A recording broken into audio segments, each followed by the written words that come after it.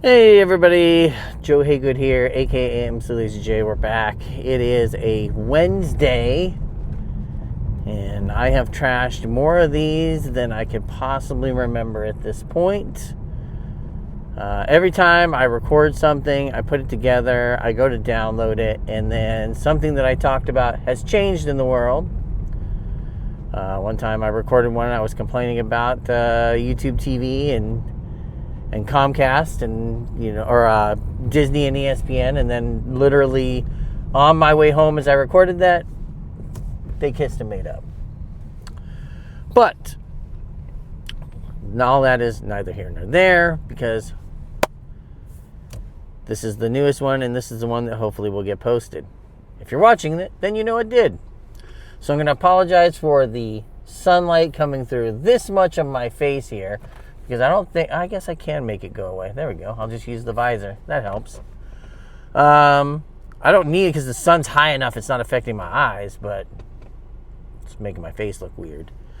It's one of the ones I got rid of. I was recording at night, and I had this halo on my face from the lights from the person behind me flashing into my rearview mirrors and then onto my face. It was a very weird effect, and I was like, nope, no thank you. I don't want that. I was going to try to bring my other camera. I was running behind schedule this morning. I forgot it because I wanted to have that up and record the journey outbound, but things happen. That being said, the big thing I was going to talk about, and I know people are probably tired of hearing about this now. It's like Japan. It's like, he's talking about Japan again. He's talking about his trip to Japan. Get over it already. You've been talking about this for like 300 plus days. It's like, yes, you're correct. I have been talking about this for 300 plus days. Beyond buying plane tickets, though, and making a reservation for a hotel that honestly isn't really a reservation, because I don't know if it's just a Japanese thing, but technically I can cancel until literally the day of, I believe. There's no down payment. I tried to pay it ahead of schedule. No way to pay it ahead of schedule. It's like, nope. So I have no commitment really, right? As some people like to say, didn't really have skin in the game in regards to the idea. God, I got something on my glasses. I didn't really have a lot of skin in the game. I hadn't bought tickets for anything, attractions, all that kind of stuff. Everything was kind of like, hey, we want to go here, we want to go there, blah, blah, blah. You know what I mean? But all that changed yesterday because it finally became time we could buy our tickets for Tokyo Disney. If you are unaware, you cannot. Tokyo Disney tickets go on sale for the date you're looking for 60 days ahead of schedule. Japan Standard Time, I believe, 10 a.m. Japan Standard Time. I could have the time wrong, but I definitely know the time frame is 60 days. And it is based on Japan time. So I was able to start buying the tickets here on the 9th. So I sat down yesterday and I purchased our tickets for Tokyo Disneyland. I was going to get they did have a park hopper that they're offering for individuals. But the park hopper dates were like 3 weeks short from where we need to be there. And I didn't want to have to wait 3 weeks to buy those tickets for fear that the date we want may sell out. So I didn't. Yeah, there's a weird thing right now where you can get a park hopper, a one-day park hopper for Disney Sea and Tokyo Disney. And it's comes out to about $97 for the last date that was available. I'm sorry, $102. When I looked at, there were prices that were estimated $97, but that was a different day. So I just got the Tokyo Disneyland one because we looked at it, we looked at the map, and in all honesty, there were more rides we wanted to see in Tokyo Disney than there were in Disney Sea. Yes, I understand Disney Sea is the unique park. It is the one that you can't experience anywhere else. But there were also a lot of rides in Tokyo Disneyland that we could not experience anywhere else. Beauty and the Beast. My wife loves Baymax, so the fact that there is a ride dedicated to Baymax that you cannot find at any other Disneyland apparently, and they have a store that is halfway dedicated to Baymax near that ride, we just figured, there was the Winnie the Pooh ride was there. There's the old classics that I was curious to see a twist, Japanese twist on, which is like, Haunted Mansion, Pirates of the Caribbean. Star Tours is there, which is weirdly enough, there's never a line for Star Tours. I have looked at this map multiple times, and normally the wait times for Star Tours is like 5 to 15 minutes, which I guess recently it's kind of been the same way at Disneyland. It is definitely not a ride. And granted, the ride vehicle holds a lot of people. I think it's like 5 and 6 to a row, and there's 6 to 8 rows in each car, so you can hold a lot of people in the vehicle. So anyways, all that being said, we decided Tokyo Disneyland was the choice. That's what we're going to do. So we booked that. We were able to book our Team Lab Planets tickets for the day we wanted, which was February 9th at 9:30 a.m. So we will be getting in, not opening, as I think it opens at 8:30. We'll be there at 9:30, but that gives us enough time to travel over to Odaiba, which actually it's a different line.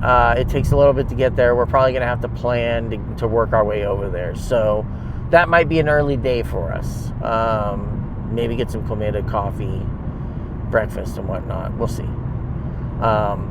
But yeah, so we're going to go to there. We got that ticket. And then I did the Small Worlds tickets, which aren't like a demand thing. They were available this whole time, but I just wanted to wait till I was buying something else to purchase those. Because those are like you buy them and they have like a 60-day or 180-day window from when you buy them. So like from December, they're good through like, I think it's like May or June. So we're obviously going to use them before then, but it's not obviously as busy a thing to go see as others, but it's in the same area in Odaiba as Team Lab Planets and Diver City and things of that nature. So it's like, okay, everything's in that area, so that's where we're gonna might as well get the tickets for it. We also I went ahead and reserved our internet. So our jetpack for the time we're going to be there, which starts on the 5th, ends on the 13th.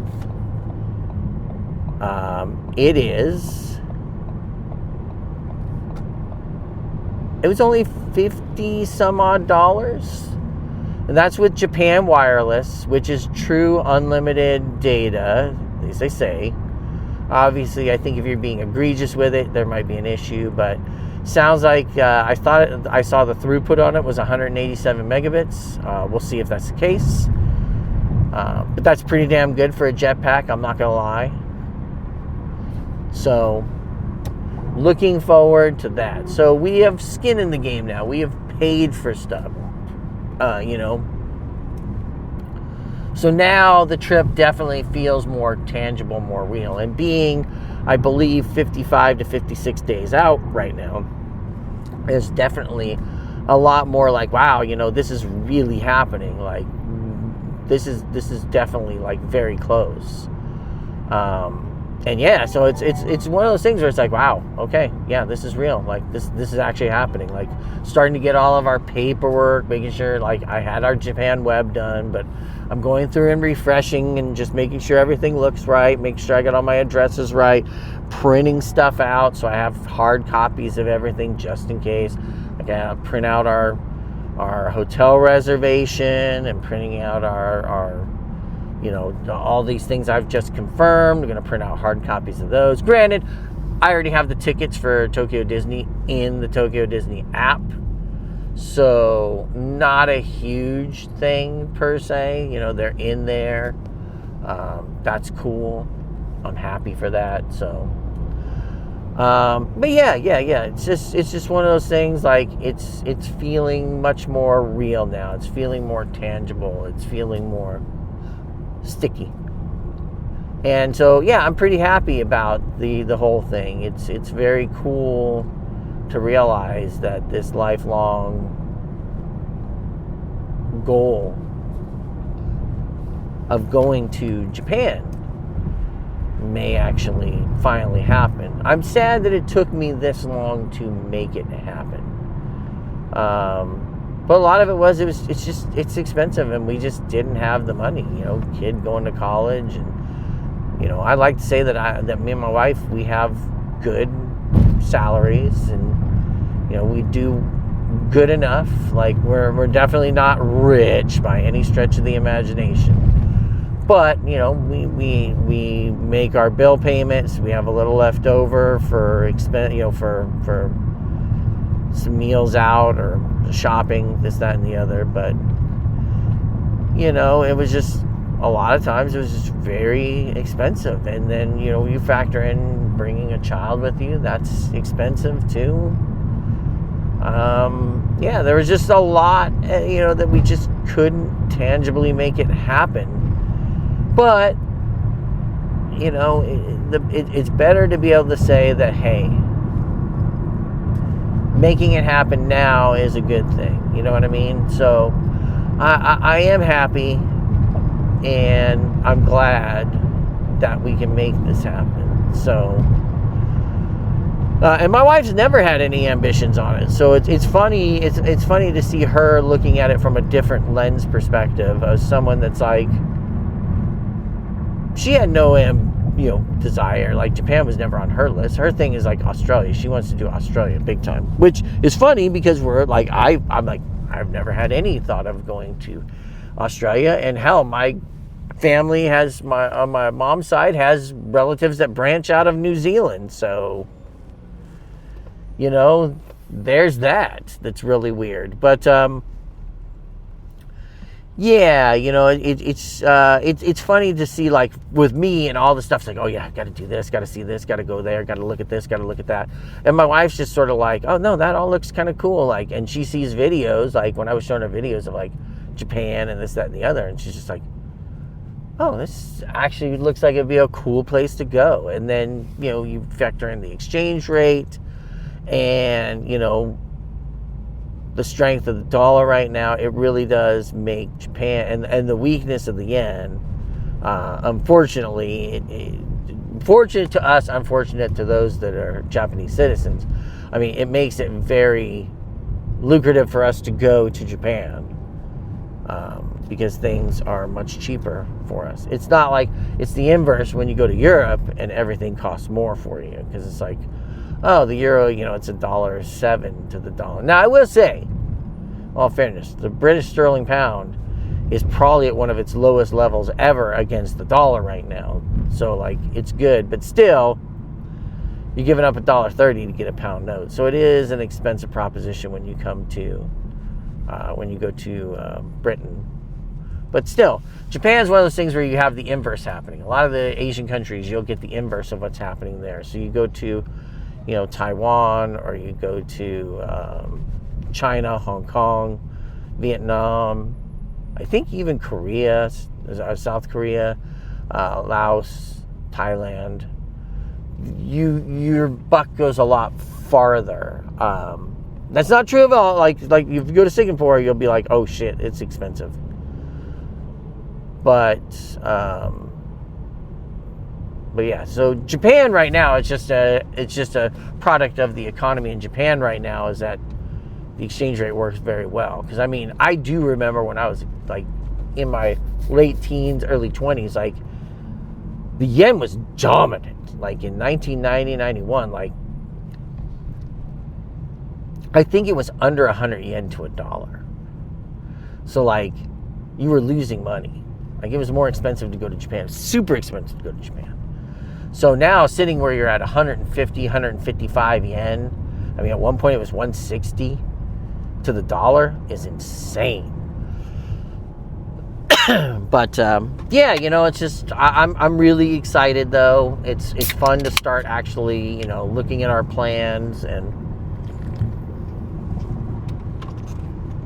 I still don't have like a full breakout either, because it's like,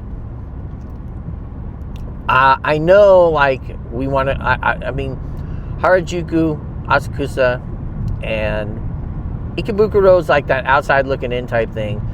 There's some spots where we want to do some individual stuff, like, hey, I'd like to go to Meguro and to Jimbocho, to Booktown, and see that one external bookstore and see that, just to have pictures of it. It looks neat.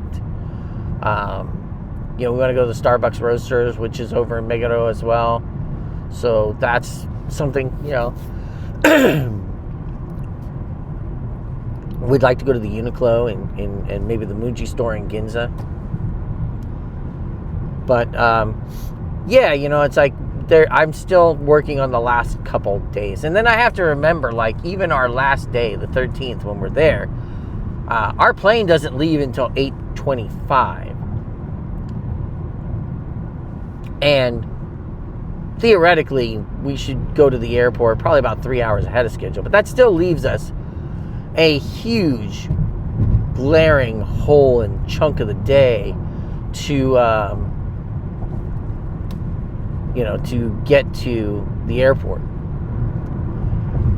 So the idea is like, even if you're like, hey, at 4 o'clock, we're going to wrap it up and get a taxi or airport bus or try to take the trains or whatever, we have a good chunk of the day where we can try to do some last minute stuff. Like, hey, we're going to go do the Starbucks or Nakameguro or Ginza or something like that, Probably not Ginza, because if anything, if we go to Uniqlo and we buy clothes there, it's like, last thing I want to be doing is repacking suitcases on the last day. But yeah, so it's like, we just have like, I still have 2 full days and then that last travel day that I haven't really booked out our schedule. I do know that Thursday when we arrive, we figure we're not going to get to our hotel till, let's say, about 5 o'clock. Could be earlier. Just depends on how customs goes, how long it takes to get the bus, and then, get over to our hotel. But I'm going to say, let's say it's like 5:30. Our plan is to do a bunch of stuff that we can do in Shinjuku for that night and try to keep ourselves awake. And, doing like an Ichiran ramen. Probably going to a konbini and, doing a vending machine run. Probably going over to Golden Guy, and maybe getting a drink or two at like Deathmatch in Hell or something like that. And that's going to kind of be that day. The next day I have Shibuya planned out. That could also bleed and make Harajuku happen too. It just depends. There's a lot of what we want to do in Shibuya is like shopping related. It's like we want to go to Parko 6. We want to go to Magnet 109. We want to do the Shibuya crossing.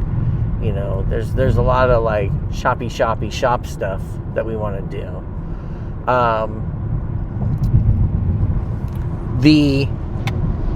So there's a possibility, depending on how long all that takes, we could be done early. And maybe we do some Harajuku stuff because it's right there. And if that's the case, then that changes our plans later in the week as well. So Saturday, I believe. What did I have for Saturday? Saturday was Asakusa. Or not, no, it wasn't Asakusa. It's Akihabara. And I did that because the place we wanted to go for the Owl Cafe, it wasn't falling on a day where it was going to be open very easily. So that's the day. I know it's probably a bad day. It's going to be busy. It's going to be very tourist heavy. I'm hoping with it being early February, the traffic's light and it's not as bad and we can get away with it, blah, blah, blah, blah, blah.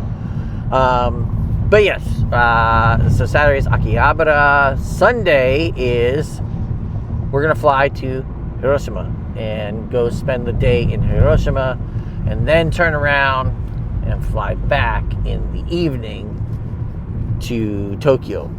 And that's going to be like our one big outside of Tokyo metropolis area trip. Originally, we thought about going to Osaka.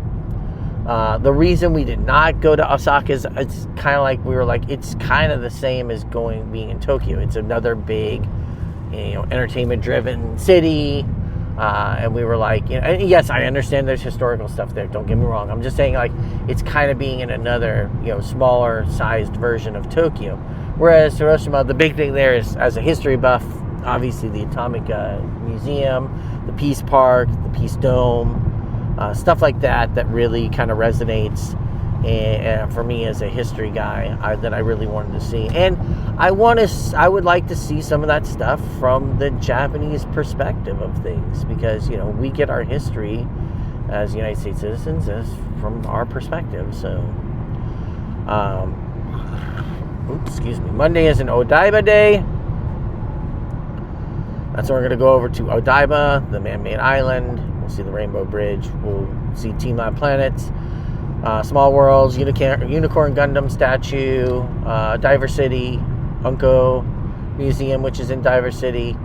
Going to try to go to the Fuji television observation deck, and possibly walk down by the bay and see the Statue of Liberty in the park there. So. Depending on that, and that's another one where I don't know. I haven't been able to gauge how long that day is going to be, because we just don't know. Because Team Labs is one of those things where it's like, we could be in there for an hour and a half. We could be in there for 3.5 hours. Because it's all a matter of how long we want to experience the space. How long do we experience the rooms, and how deep do we go down into investigating all the rooms that are available, and et cetera, et cetera. So it is very possible we could be done really quick, we could be done really long, and that kind of bleeds into everything else. Like, we could be done with all that stuff. Let's say we walk out of Team Labs and it's like 11 o'clock, and Small Worlds is right there, and then Diver City's like right there. You could be done with stuff like 2 o'clock in the afternoon. It's like, well, what do we do now? So there could be some filler stuff that happens when we're doing that. Like, we could be like, hey, we'll go over to Ueno, and maybe we'll go to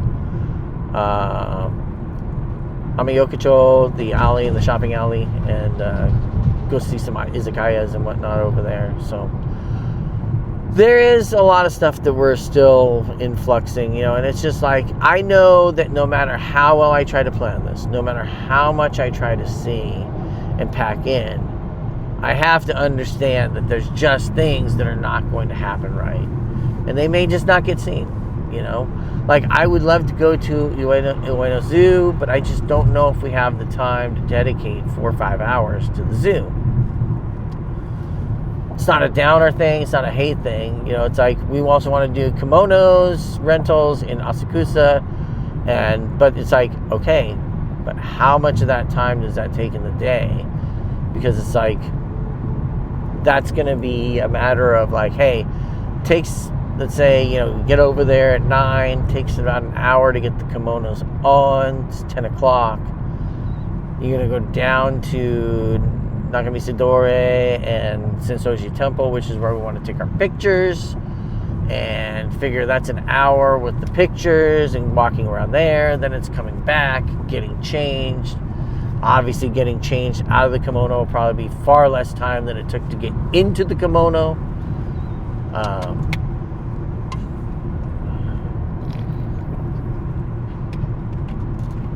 But yeah, I have a lot of stuff. It's coming out. It's planned.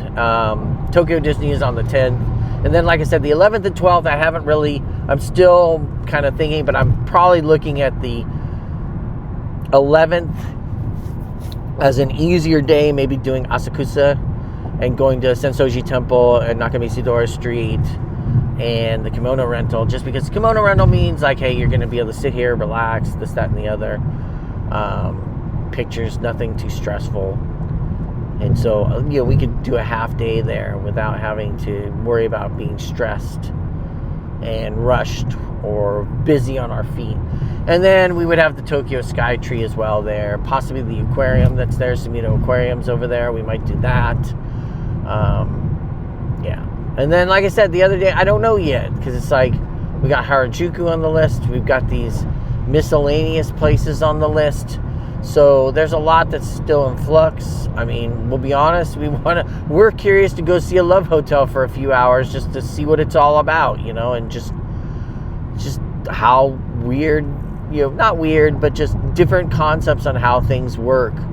You wonder why love hotels exist, and then you realize that in most Japanese households, the kids live with the parents for an extended period of time until they're married and have their own property, etc., etc.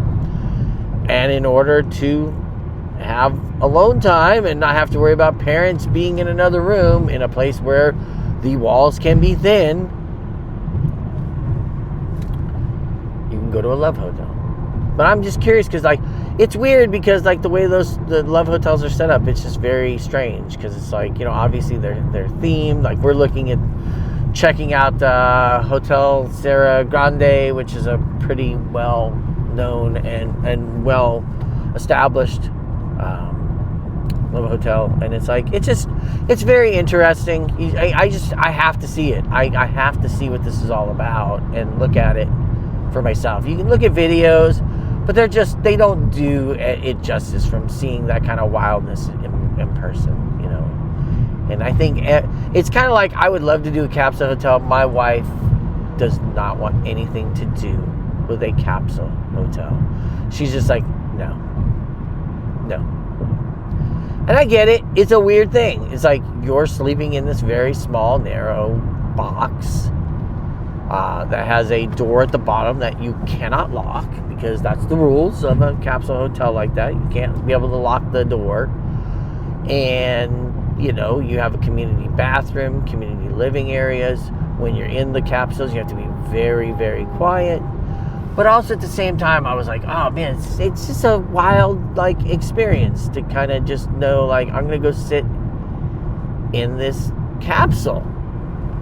And that's where I'm gonna spend, I'm gonna sleep in it. This is my room. It's very odd and interesting.